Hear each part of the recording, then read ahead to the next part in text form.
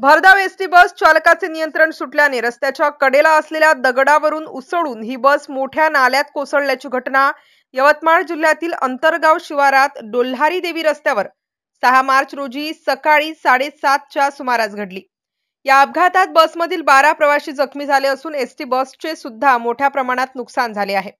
यामध्ये कमला तुनगर, कोयल माडवे, प्रियांका छगन राठोड, अस्मिता संजय चौहान, धुर्मिका ढोके, नंदनी राठोड, कमला तुनगर हे प्रवासी गंभीर जखमी झाल्याचे वृत्त आहे।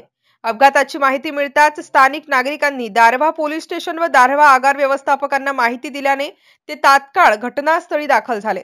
स्थानिक नागरिकांच्या मदतीने या अपघातातील जखमींना तात्काळ दारव्हा ग्रामीण रुग्णालयामध्ये प्राथमिक उपचारासाठी पाठवण्यात आले आहे।